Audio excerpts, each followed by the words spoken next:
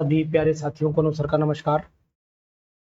DSSB examination और BPSC examination आप सोच कि नहीं तैयारी भरपूर हो जाए और इस तैयारी का पूरा आपको आनंद मिले। तैयारी में क्वेश्चंस का बहुत बड़ा रोल होता है और अगर आपके सामने वो क्वेश्चन आ जाए उनकी आपको जरूरत है, मैं उम्मीद करता हूँ कि आपका सिलेक्शन बहुत ही आसानी से हो जाएगा। तो इस सिलेक्शन के लिए आपको मेहनत करनी होगी। हमारे साथ में इस पूरे क्वेश्चन नंबर 1 आप स्क्रीन पर हमारा बैच भी शुरू होने जा रहा है और ये टेस्ट सीरीज का बैच है। इस टेस्ट सीरीज के बैच में अपने आपकी पोजीशन को बना सकते हैं, अपने आप को ऐड कर सकते हैं। डिस्क्रिप्शन में लिंक आपको आसानी मिल जाए। तो हम लोग शुरुआत कर लेते हैं क्वेश्चन की। और क्वेश्चन बहुत ही इंपॉर्टेंट, क्वेश्चन इंपॉर्टेंट होने के साथ में आने की संभावना भी क्वेश्चन की बहुत है। क्वेश्चन क्या कहता है वो मैं आपको क्या कह रहा है भाई। देखिए क्वेश्चन नंबर 1 आपके पर दिखाई दे रहा है। ये क्वेश्चन को क्या समझना बहुत ही important question. Which among the following is most strained cycloalkane, जैसे कौन सा साइक्लोएल्केन जो है वो बहुत ज्यादा स्ट्रेंड मतलब आप समझ बहुत ज्यादा स्ट्रेंड कौन सा है ये आप समझ गए होंगे कि साइक्लोहेक्सेन है कि साइक्लोप्रोपेन। देखो मैं आपको बताने की कोशिश करूंगा, समझाने की भी कोशिश करूंगा कि इतना रिंग बड़ा होता चला जाएगा, एंगल बदलता चला जाएगा और एंगल बदलेगा तो स्ट्रेन बदलेगा। तो अगर हम साइक्लोहेक्सेन की बात करें तो इसमें कम स्ट्रेन होगा, इसमें थोड़ा सा और ज्यादा स्ट्रेन होगा, इसमें देखो तो और स्ट्रेन होगा और इसमें सबसे ज्यादा स्ट्रेन होगा। यानी कि स्ट्रेन का ये बढ़ता हुआ क्रम आपको दिखाई दे रहा है।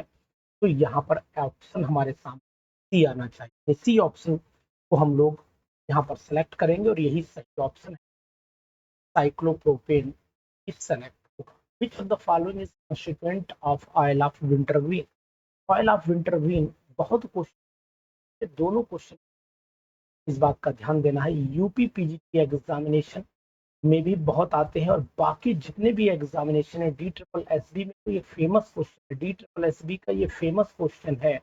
और साथ ही साथ ये वाला क्वेश्चन जो है वो BPSC और यूपी पीजीटी के लिए बहुत फेमस। पीजीटी का देखो और बीपीएससी का देखो, इन दोनों के लिए ये बहुत इंपॉर्टेंट है। तो मिथाइल सैलिसिलेट तरीके से हम यहाँ पर सेलेक्ट कर लेते हैं, इसके ऑप्शन सेलेक्ट कर लेते हैं। Methyl सैलिस the following gives aldol, which of the following gives aldol condensate. कौन इसमें, तो एल्डोल जिसमें अल्फा हाइड्रोजन होगा और अल्फा हाइड्रोजन आपको एक में ही दिखाई दे रहा है जिसका एसिटाइड।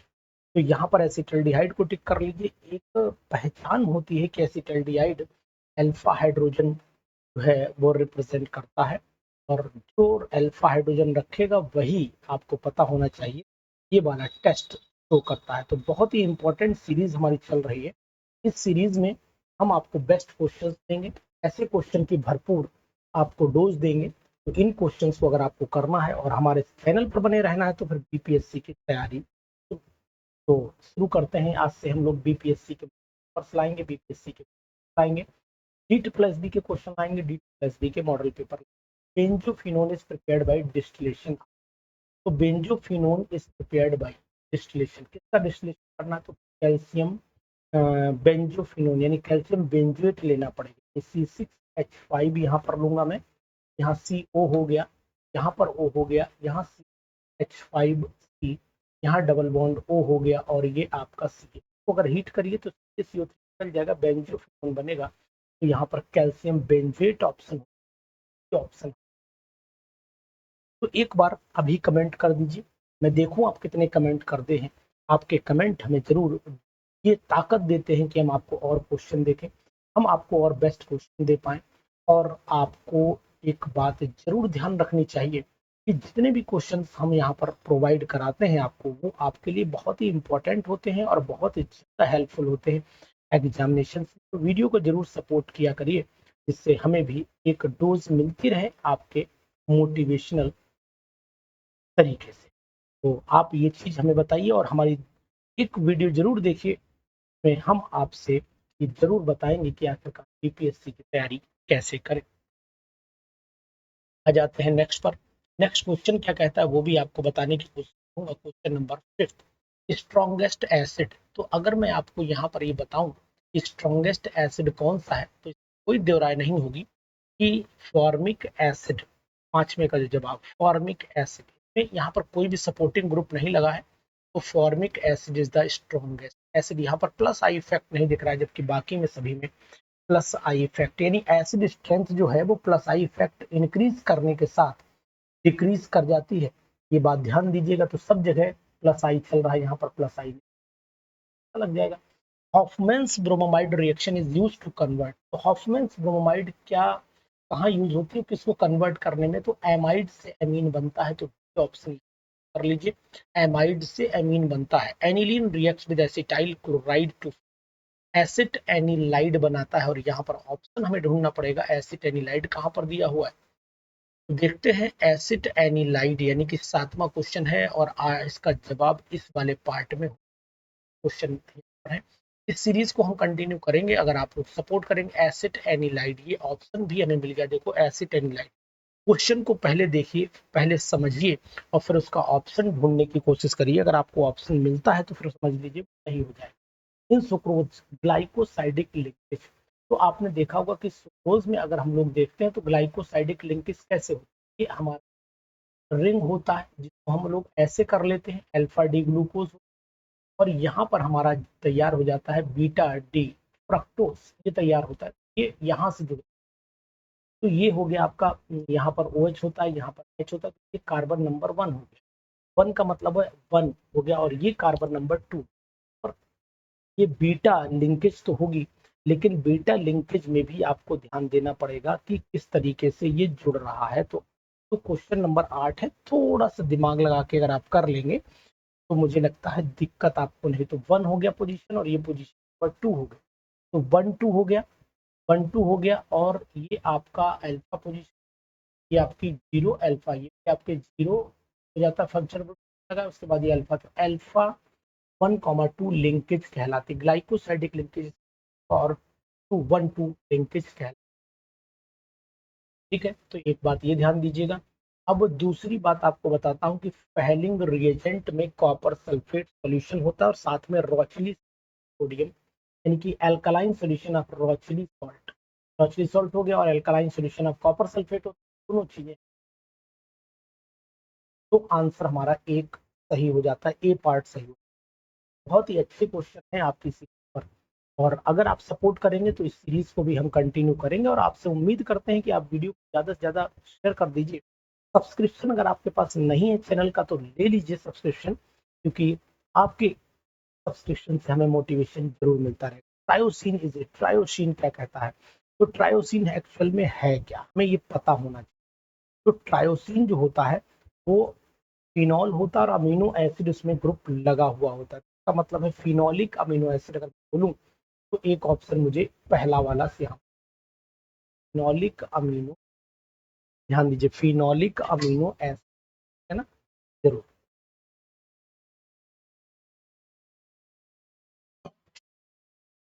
के बाद आइए आईयूपीएसी नेम की अगर मैं बात करता हूं तो आईयूपीएसी नेम इसका पूछ रहा है कि ये मिथॉक्सी प्रोपेन है इसका नाम। आईयूपीएसी नेम अगर आप इसका ढूंढोगे तो इसका आईयूपीएसी नेम आपको मिलेगा मिथॉक्सी प्रोपेन। क्या नाम है इसका? Methoxy propane. तो यहाँ पर मैं टिक कर लेता हूँ मिथॉक्सी प्रोपेन को, इंपॉर्टेंट है, याद रखिएगा methoxy propane. This reaction of the methyl magnesium bromide with ethyl alcohol. Methyl magnesium bromide और इथाइल अल्कोहल एल्केन देते हैं। देखो मैं रिएक्शन आपको यहाँ करके दिखाता हूँ, बाद में आंसर हम लोग ढूंढेंगे।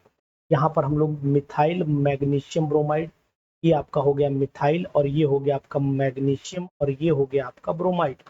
अगर इसकी रिएक्शन आप C2H5OH के साथ में कराते हैं तो फिर जान लीजिए यहाँ से आप Mg, उल्टा क्या, इसे तो सीधा ही लिखो वही बेटर रहेगा। यहाँ पर लिख देता हूँ C2H5OH। तो यहाँ से MgO C2H5Br निकाल दीजिए, साथ में एल्केन यानी मीथेन बना लीजिए। ये यहाँ पर मीथेन का फॉर्मेशन कर, यहाँ एग्जाम्पल ऑप्शन में देख लेता हूँ कि क्या मीथेन इसमें ऑप्शन दिया है। तो वेरी गुड, मीथेन ऑप्शन हमें मिल गया, बी ऑप्शन हमारा मीथेन जा रहा है। बहुत ही अच्छे क्वेश्चन और सिलेक्शन यूपीएससी के बहुत ही अच्छे क्वेश्चन।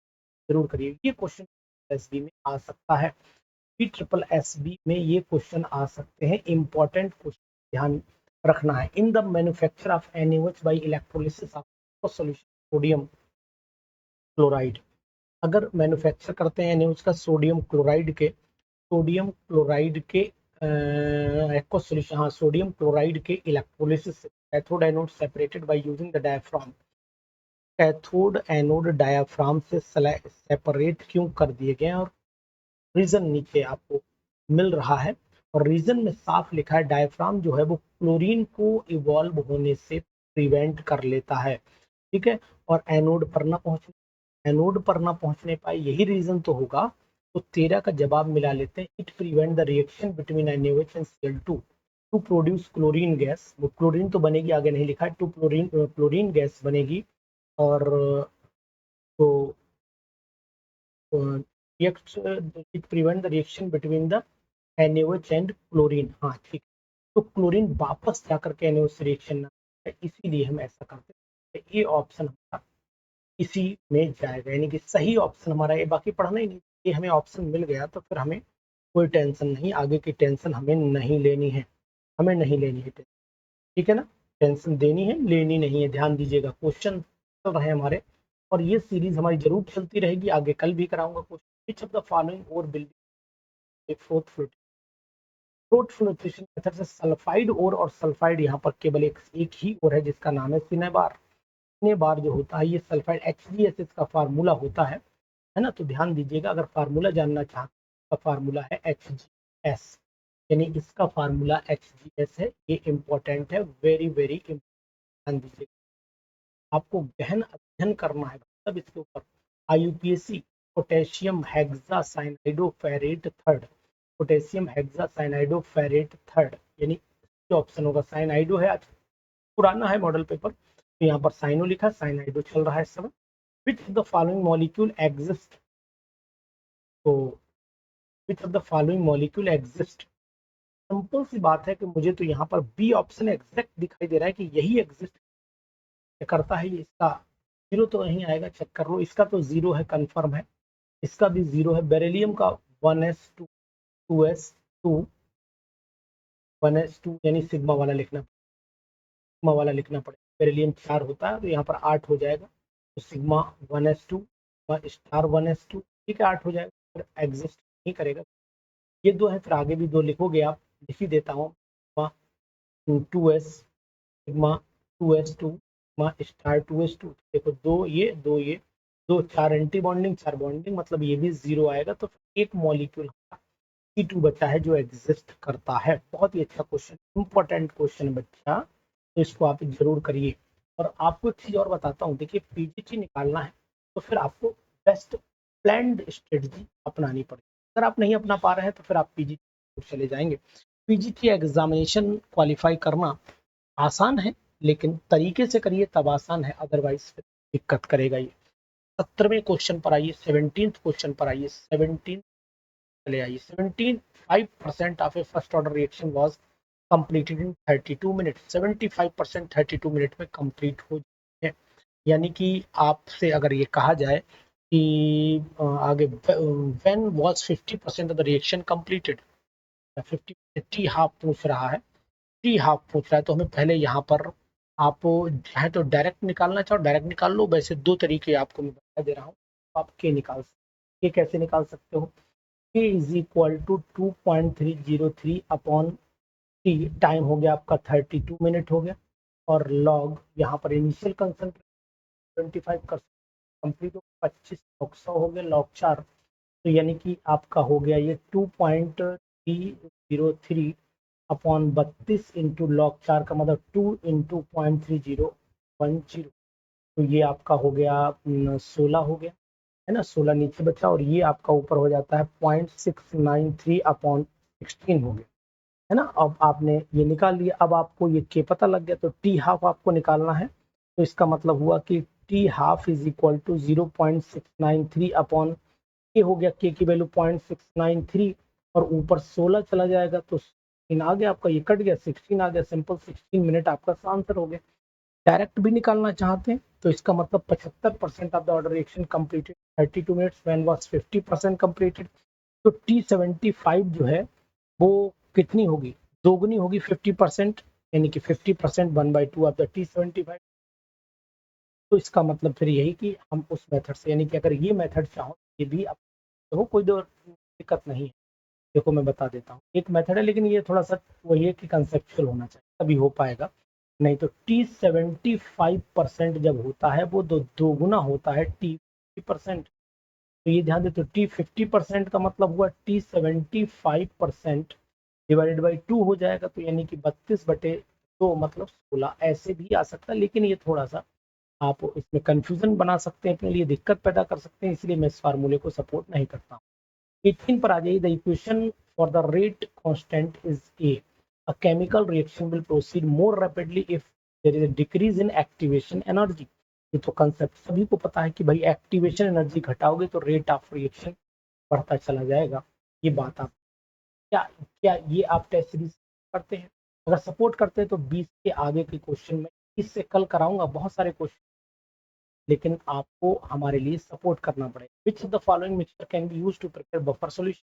तो वीक एसिड होता है और its salt with strong base, and weak buffer solution बनाना तो एसिडिक है, तो एसिडिक वीक एसिड हो गया इसके स्ट्रॉन्ग बेस के साथ में, और उसका नहीं, एक तो वीक एसिड लेना पड़ेगा और ये कि आपको ए वाला ऑप्शन देखिए, वीक एसिड लिया गया और स्ट्रॉन्ग बेस के साथ में इसका सॉल्ट लिया गया है।